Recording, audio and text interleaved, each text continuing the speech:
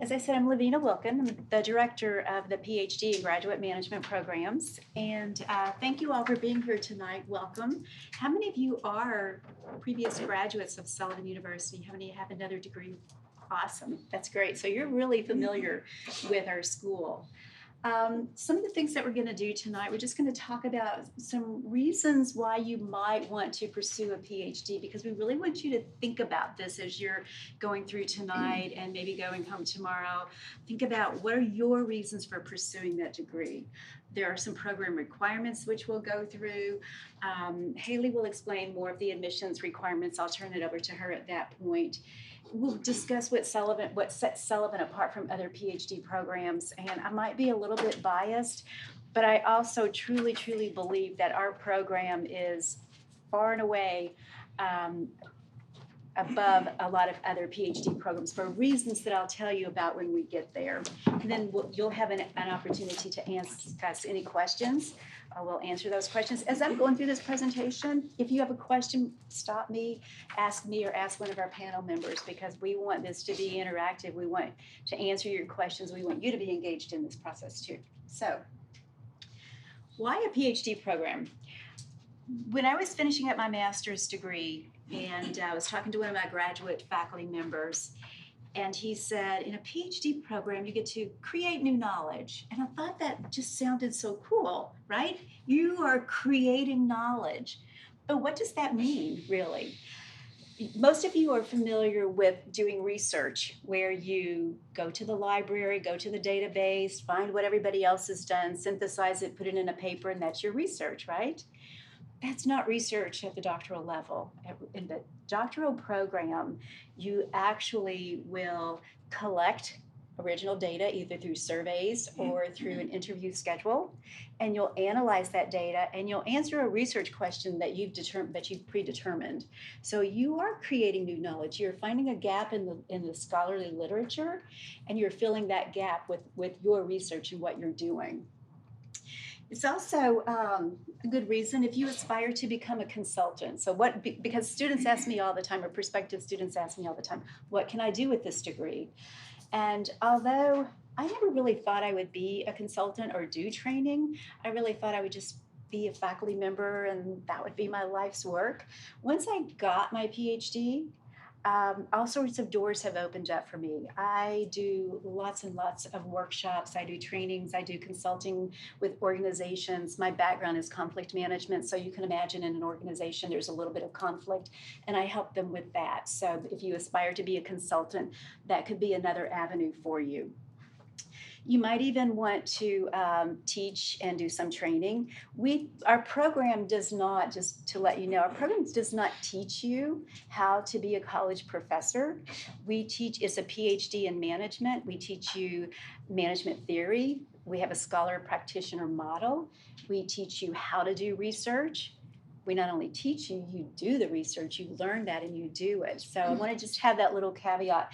When you have your PhD, more doors are open to you to teach, because a lot of universities require that terminal degree, which a PhD is a terminal degree. They require that for you to teach master's level and above. So it gives you the opportunity, but we don't really train you to do that.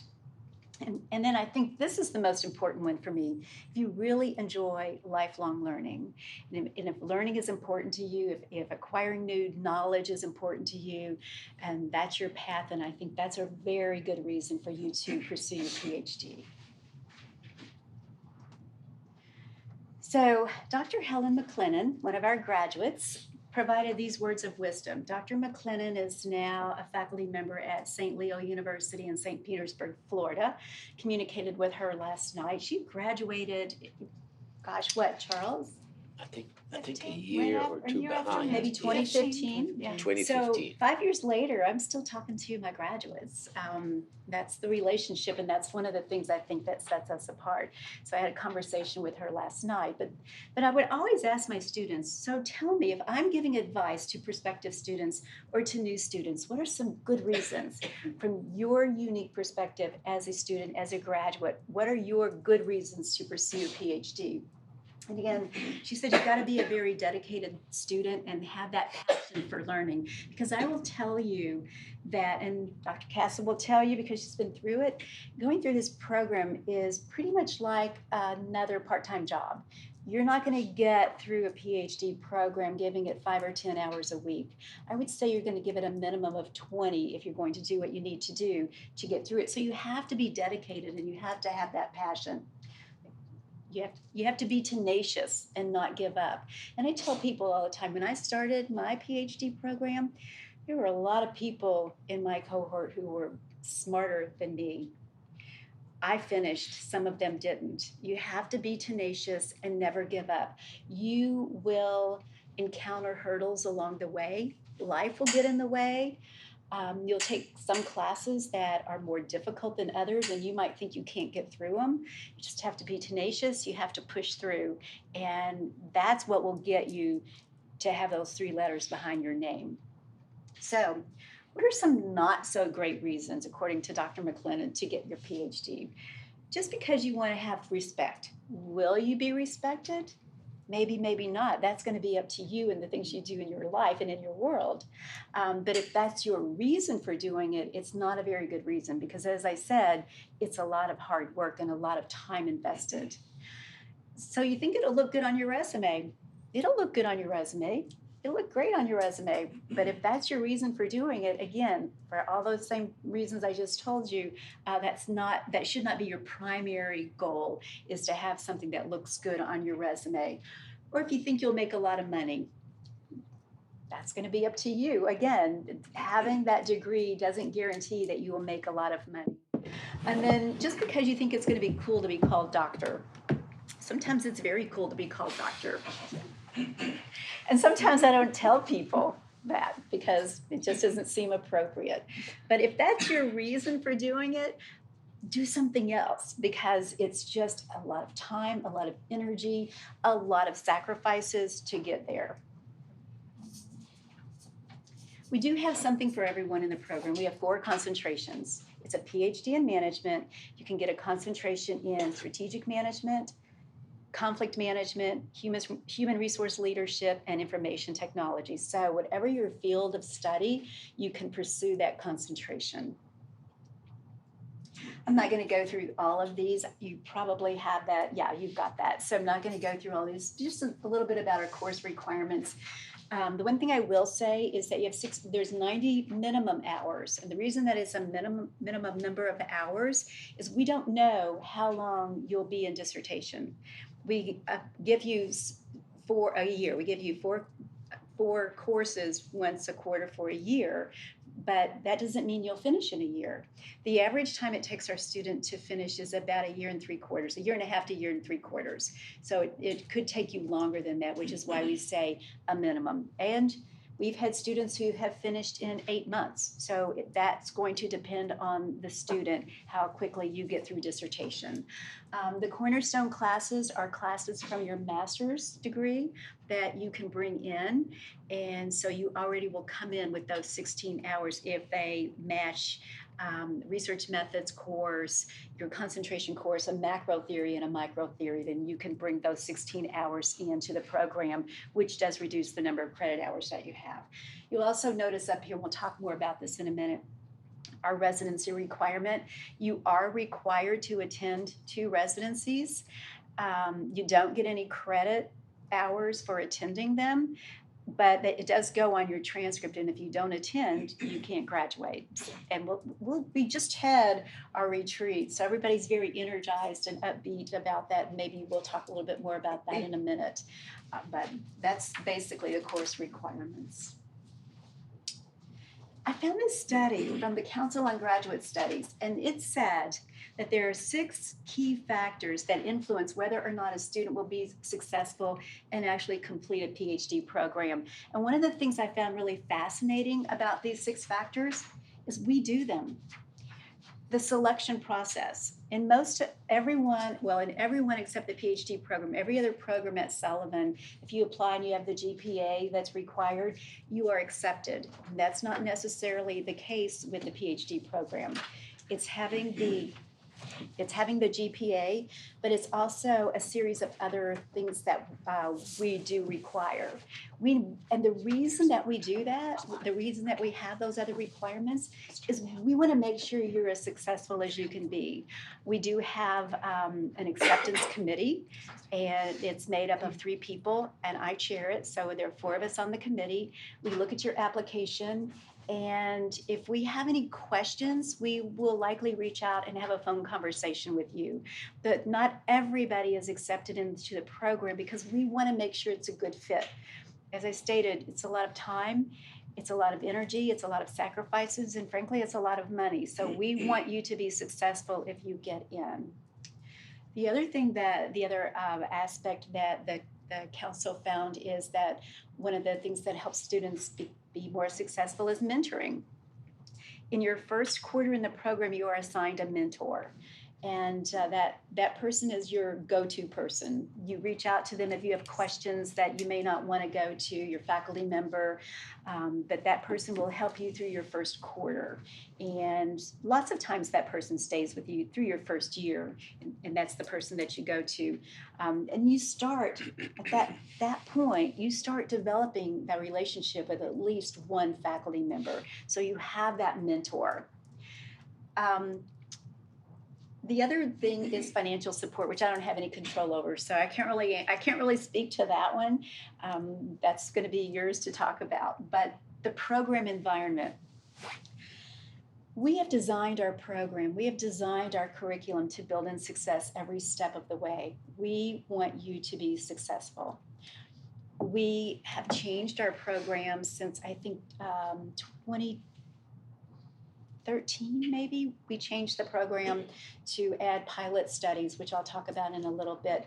But we look at our student success, and we look at our program and we say, how can we make this better to make sure that you are successful? So our program environment. I would also include in that program environment the faculty. One of the things at our retreat this past I guess it was Friday morning, we were talking to students and the faculty, all the faculty were there. There's a long table of faculty members. And one of the students said, I can see that you all really get along. You all like each other. And we do. We like each other. And I think that makes a difference, and it makes a difference for you. In some universities, you'll see that there might be some competition among the faculty. That doesn't happen here. We want what's best for you, and we really do get along, and I think that's part of the program environment. The research mode of the field, we teach you qualitative research, we teach you quantitative research, and we teach you mixed methods. So it's a PhD in management. Any of those would be appropriate depending on your research interest and your research question. And then the processes and procedures.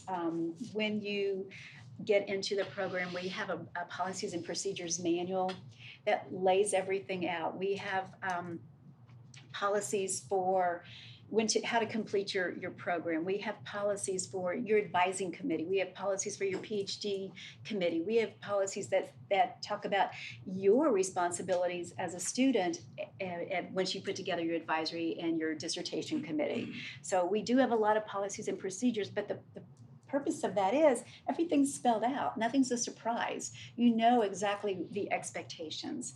So I found it very interesting that of those 6, the ones that we can control, we do.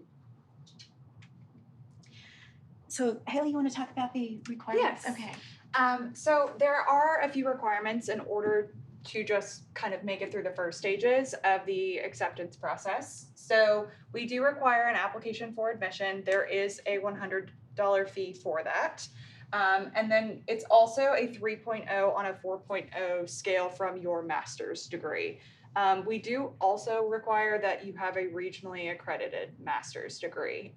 So it would have to be from an institution, which most of you are Sullivan graduates, so that's not something that you would actually need to worry about. But if you are not from Sullivan, it would need to be regionally accredited as well. We also like to see that you have some proven managerial experience, or you could describe how you would use the scholar practitioner model. Do you actually want to go into a little bit more on that, what you're looking for? Sure, we can talk about that. When we first started the program, we required 5 years of management experience. And this is that processes and how we look at things and we change things based on what's best for the program and the students. And what we sort of found, and Dr. Swinson, who is the Graduate School Dean and Associate Provost, he always tells this particular story that why is 5 years a magical number?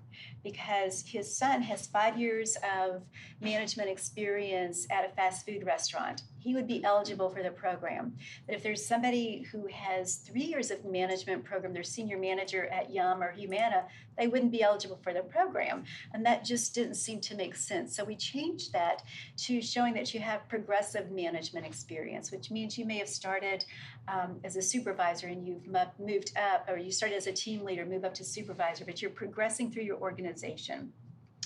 We changed that recently to say that's the goal. That's what we really prefer, because it's not just arbitrary, but when you get into, and I think you guys will agree with this, when you get into your discussion forums in your classes, if you don't have some depth of management experience and you're in there with people who do, you get a little lost. We've just seen it happen.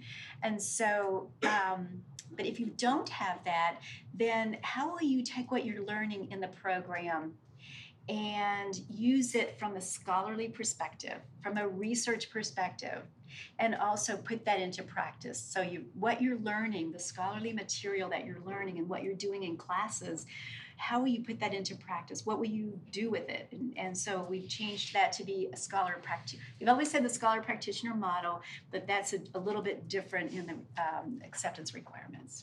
So typically what we would ask in terms of you being able to prove your progressive management experience is a resume. That's typically what we will look at.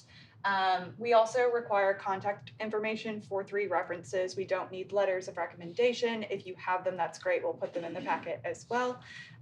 But we just need the contact information. And then this is kind of the biggest piece that we look at when we are helping you go before the acceptance committee.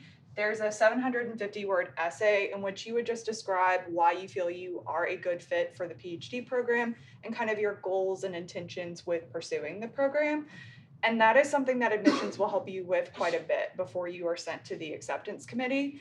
So we will actually review your essay. We will give you advice on your essay and try and just allow you to put your best foot forward and really showcase your skills before you are put forth before the committee. And that essay serves a couple of purposes. It does allow you to put your best foot forward. It does allow you, it's your time to tell us why you are a good fit for our program. It also gives us an opportunity to see your writing style and your writing skills, because there's going to be it's all about writing. There are no tests in this program. I think quant may have some quizzes and some exercises, because you can't learn quant without that. But that's it. I mean, everything is writing a literature review, writing a proposal, writing a case study. It's writing. And if you are not a strong writer, you will struggle. So it gives us that opportunity to look at your writing skills as well. There is one additional requirement. So obviously, as Dr. Wilkin explained, the managerial experience is no longer a requirement, but it is preferred. It is required in our IT concentration. So the information technology, you would actually have to have a position in information technology in order to be considered for acceptance for that specific concentration. And be currently employed in that field. Yes. And the reason we did that, just to give you a little background, is our biggest attrition in the program was the IT concentration field, because we had people who were programmers and who, really bright people, but it's a PhD in management. And when they started taking all these management courses, they were totally lost. And so that's why we made that change and have that requirement. And to give you some additional context, we actually require that at the master's level as well for our IT program. So it goes all the way up from there. You talk about the transfer? Sure. Or do you want me to? Okay. I can. We another change that we made, at one point we would transfer in up to 8 hours. This is from another doctoral program, regionally accredited doctoral program, because we have people who we have one student in our program right now.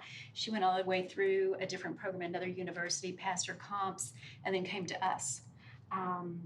And so we can transfer in up to 44 hours from another regionally accredited doctoral program, as long as there's a B or higher grade earned. And they have to closely align with Sullivan's courses, and sometimes we'll take a couple of courses and put them together and transfer in one course. And the reason that we do that is not that we're just trying not to take any classes in, transfer any classes in, but once you get to your comp exam, if you don't have the foundation, if you don't have the knowledge, then you probably won't be successful in comps, and we do not want that. Once you get that far, we want you to succeed and pass your comp exams. And if you haven't learned the basics of what you need to know from our program, that might be very difficult for you. Some of the courses that are not eligible for transfer credit, our research courses are not, and I'll explain that in a minute, with the exception of Grad 710, which is the first research course. Comps are not transferred in, and of course, your dissertation is not transferred in. And what we will essentially do in admissions is we will just require you to give us a copy of the transcript so we can pass that on to Dr. Wilkin, who would then evaluate it and see what might be eligible for transfer credit. So here's the fun part. What sets us apart? I mean, there are a lot of PhD programs out there. What sets us apart? I would say our biggest asset, the most valuable asset we have is our faculty. Our faculty care about our students, and I could give you story after story after story. Just talked to Dr. Malka a little bit earlier, caring, working with students, doing everything we can do to make sure students succeed. And our faculty, they also come to the table, most everybody, not only with everybody has a terminal degree, the PhD, EDD, DBA, but many of us have worked in the field of in some industry, so we have that management experience as well. So we give you both, and that's part of the scholar practitioner model we required of you, and most of us have that ourselves. This is the thing, the pilot studies that I was alluding to earlier. We were looking at when students got to comps, which is where you're showcasing what you've learned in the program. One of the things that we found is the question that they answered where they were the weakest was the methods, the research methods. So we looked at what we were doing, and I gave this analogy this weekend. I'm a tennis player. I've got some golfers up here. You can't read a book on golf. You can't read a book on tennis. You can't watch it on TV and know how to play tennis. You have to play tennis in order to learn how to play tennis. Well, we were giving our students the courses, we were giving them the theory, they were working problems, but they weren't actually doing research. So we've added pilot studies into our curriculum. What you will actually do is you will write a little mini chapter 1, which is an introduction to a problem. You'll write a mini chapter 2, which is a literature review. You'll design a methodology, depending on if you're in the quant sequence or the qual sequence. You'll design your methodology, and you'll go to the institutional review board and get IRB approval, which as a PhD student, I didn't know what IRB was until I passed my comps and was there and had no idea what to do with it. So you then in the second quarter of that, you actually collect data, analyze data, write up and discuss the results. So by the time you graduate, you've done 2 projects. You've created new knowledge in a qualitative research project and a quantitative research project. And so what we're finding is our students are much better prepared when they get to comps and when they get to dissertation. So I think there's a really clear difference in our early students who didn't have that opportunity and are in dissertation now, and the ones who've had that opportunity and they know what they're doing. So it's just, yeah, I've done this twice before, I can get there. Those are our pilot studies. We've also had students who've taken some of those pilot studies, submitted them to conferences, and actually a conference presentation because they collected some data. Had one student, at least one student that I know of in the qualitative course, who had her qualitative case study published in a journal. So you have those opportunities. As I said, the coursework is going to prepare you for dissertation, and you're going to probably get sick of writing proposals and literature reviews. You're going to do it over and over and over again, but you're going to perfect it. You're going to know what you're doing when you get there. The IRB experience I talked about, once you've done it a couple of times, you know the expectations, you're familiar with the paperwork, you'll get through that. The short, meaningful residencies. we just had ours, as I said. We did it half a day last Friday and full day on Saturday. We packed it full. We did an SPSS session, which was very well received. We did a session, Dr. Malka did a session on how to be successful in your comps. We did a session on what makes a good dissertation. We did a session on how to get published.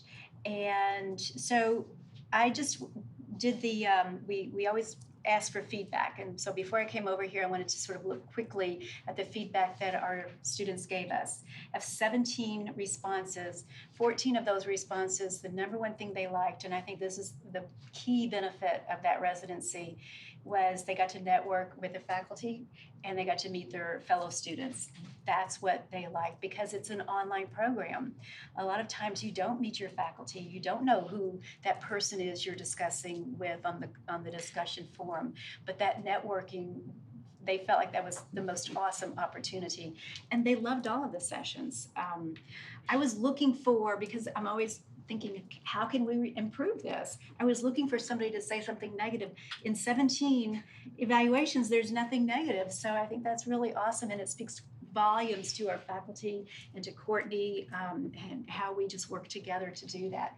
The other thing is, I said short and meaningful. We were talking to a student at the retreat, the one who had gone through another program. She went through, once a year, she was required to go to 2 residencies, and one of them was 3 weeks long. I don't know about you, but I can't get 3 weeks off from work to go to travel to another university and be there for 3 weeks on campus. That's why we make ours short but meaningful. And then, as I mentioned, talked a little bit about the scholar practitioner model. How are you taking what you're learning in a scholarly fashion, and how are you going to apply that in what you're doing? How do you take that and apply it to the work that you're doing? And it's really interesting to talk to my students who tell me, I'm already using what I'm learning in this class this quarter. I'm already using it at work, and that's really rewarding to hear that. So here's our plan for mentoring.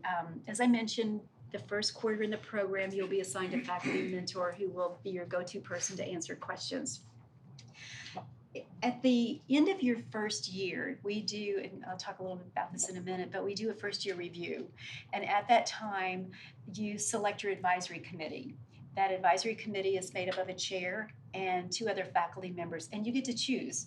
We don't tell you who that committee will be because you know who you work well with, you know who has the same research interests that you have, and so you have your advisory committee during your second year. I mentioned you've done the pilot studies. We have some requirements that you send those papers off to a journal. A lot of times you get a lot of feedback on that. Your advisory committee can help you incorporate the feedback you receive from the journal editors and possibly get that publication from that. And then the third year is your dissertation committee. That can be your advisory committee, or you may decide that it's just not working with 1, 2, or all 3 of those people, and you need a change. No one gets their feelings hurt. It's what we do what's best for you. So if I've been your advisory committee chair or a member of your advisory committee because I have a particular research interest, but during your second year you found something you like better, you go in a different direction, and you come to me and say, Dr. Wilkin, I don't think it's working, I will wish you well and want you to have the best person who will help you get through dissertation and earn this degree. So that's totally up to you how you design that. The Tollgates, I mentioned first quarter review. At the end of your first quarter, it's an informal review. I look at your transcripts, I look at your grades. If I see anything lower than a B, you and I are going to have a conversation, and I'm going to counsel you, because is this really appropriate for you? We don't want you to spend a lot of time and money and energy and sacrifice a lot of things if you're not going to be successful. So we're going to have a really heart-to-heart talk at the end of that first quarter if I see anything lower than a B. Most people never hear from me after the first quarter because they get the grades. So that's good. Then at the end of your first year, we have a more formal review. I'm part of that, and I invite 2 faculty members who've had you in class to be part of that. We look at your transcripts, the grades that you've made in the theories courses and the research courses. Have you attended the retreats as required? We have a category on there on civility. So how nicely do you engage with your fellow students and your faculty member, and all of that plays a part in your first year evaluation, your first year review. Our responses can be retain unconditionally, retain but monitor. We may see something that I need to talk to you at the end of every quarter, make sure you're on track, or we can say do not retain. It's just not working out. At the end of your first year, it's better for you to cut your losses and not try to get through a second year if it's likely that you won't be successful with that. The third thing is your comprehensive exam, and that's always a scary, scary thing for our students. You have a comprehensive exam course that you take, and you basically have 9 weeks to answer 3 questions. You're not going to have an opportunity the last weekend before the exam is due to sit down and write it. We have drafts that are due, one in week 3, one in week 6, and then the final in week 9. The reason we did that is that a couple people were failing and their stuff was really bad. So I just asked them, tell me what's going on here. Help me understand. And they admitted to me that they thought they could write it all in a weekend, and that's when they started it. So you're not going to get any feedback on those drafts, but we will know that you have been working on it. Dr. Swinson usually facilitates that course, and if he sees that you've written 2 pages on your first question, he's probably going to reach out to you and say, I can't really give you any advice on how to get better at this, but I can tell you this isn't cutting it, so you might want to give this a little more thought. And then your dissertation defense, that's when you've done all of your research, and you come into usually this very room, and your committee is here, other faculty members are here, possibly some students are here, and you defend what you've done. And you've done it, so you know it, but you just defend every step of the way what you've done and why you've done it. So I talked about this, and I won't go over it a whole lot, but one of the things that our students also like a lot is that the Chancellor Sullivan, President Sullivan, and this past retreat, our Vice President of Academic Affairs, our Provost, came to breakfast on Saturday morning, and the students have an opportunity to ask them anything they want. I don't know another university where the students have access to the chancellor, that kind of one-on-one access to the chancellor, the president, and the provost. And so I think it's a really unique opportunity, and that's also one of the things that they talked about in their evaluations, that they really appreciated that those people would take the time out of their busy schedules and come and talk to them. But I think that's one of the unique things that happens every single retreat that we have. Dr. Wilkin, Yes, do you mind if I just jump in? please. Part of that session with the chancellor and the president is wonderful, because not only do the students get the opportunity to ask questions, but I think really one of the things that makes it so engaging is that they also have the opportunity to provide feedback. And Chancellor Sullivan and President Sullivan are taking that feedback, as are the faculty, and we're finding ways that we could potentially implement those suggestions to make our programs better. They offered suggestions for students at the undergraduate level, at the graduate level, at the PhD level, and we are really taking that feedback and trying to implement ways to make every experience for our students better from the time they start to the time that they finish. So it's really interesting, and it was so nice for me to hear how many of them said, well, we need to do this, we need to do this. Our PhD students are engaged as part of the Sullivan community and want the university to be successful. So it was really, really nice. And some suggestions that they made that came from a previous retreat is they wanted to be part of research, working with faculty members, not just on their pilot studies. And so we have research assistants. We have an opportunity for faculty grants each year. We actually have 2 opportunities. And one of the things that we do with those faculty grants is we I just finished one, worked with a PhD student who was my research assistant. And so you have those opportunities to really, not just in the classroom with your pilot studies, but also one-on-one as research. And that idea came straight from our students at one of the retreats. They asked the chancellor and he said, make it happen. We And take we notes. did. Copious notes. And we did. So yes. This is about completion rates, which I found really interesting, and I did a little more research on this afternoon just to make sure that this was still relevant. But after 10 years, people going through a PhD program in life sciences, 62% graduate. In humanities, less than 50% of people earning a PhD in humanities actually graduate after 10 years. Social sciences, it's about 56%. And then there was it's the APA org Red Psych. Joseph Berger wrote in there, and according to him, the average length of time for someone to complete the program is 8.2 years.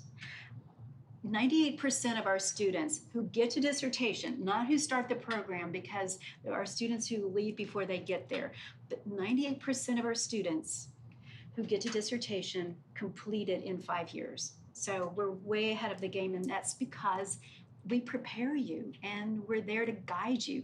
We're not going to do it for you. I promise you that. We are not, you can't ask me, what should I research? What should be my research question? Will you run my numbers for me? No, it's your research, not mine, but we will help you every step of the way. We'll help you get there. So I think that shows right there, 98% in less than 5 years, when the average is 62, 50, and 56 after 10 years in a program. So obviously we have given you quite a bit of information on the program, but I know there's probably one question still burning in your mind is, what is it going to cost me? So tuition actually was just lowered. We were at $850 per credit hour, and we just recently lowered it to $750 per credit hour. Now, for those of you that are Sullivan graduates, you would also potentially qualify for the 15% tuition discount as an alumni, which would be applied to that $750 per credit hour rate as well. There is, in the back of the booklets that you have, there is a full tuition cost sheet that will break it down even further for you. I just wanted to go over the preliminary cost with you, but there is a full breakdown at the very back of your packets as well. We do have an academic support fee that is $37.50 per credit hour, so $150 per class is a little bit easier way to think about it if you want to break it down that way.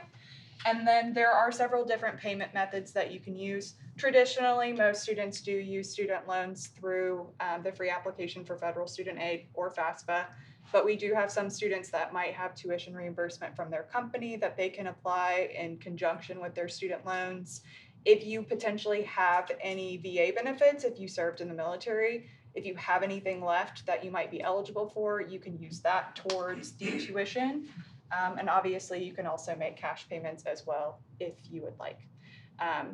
Once you get through the admissions portion, and you would go to the acceptance committee to make sure that they do want to accept you for admission. From there, admissions would take that back, and we would essentially help you with the tuition and the financial planning piece, so you could actually meet with one of our coordinators to discuss that in more detail. And from there, you would move on with registration and books and get started in your program. Does anyone have any questions about that piece? Okay. And just to kind of pick up on something, in the program, we don't really have the requirement for a lot of books. The research methods courses, the quant course, the qualitative course, there are books. You can't learn research methods without books. But in the theories classes, it's almost all scholarly article driven, and those scholarly articles are available in our library databases because management books in particular are out of date by the time they're printed, and we want it to be cutting edge. We also want you to really understand the early theorists and all of that. So with the exception of our research methods books, our courses, most of our classes don't require textbooks. So I want you to know that it is not I tell my students this all the time, and I think they're sick of the word, but it really is a process. It's a process to get through. It's a process to learn the material and retain it. What I would encourage you to do is to not look at your planner and check off the class, forget you learned that and go to the next one, take that class, check it off and go to the next one, because you're going to need everything fits together like a big puzzle, and you're going to need all of it when you get to your comprehensive exam. So make sure you've learned the material, that you've internalized the material, that you fully do comprehend that, because when you get to comps, you're going to need it. I would also say it's going to be a lot of sacrifices. It's going to be one of the most rewarding things you've ever done, but there are a lot of sacrifices of time along the way.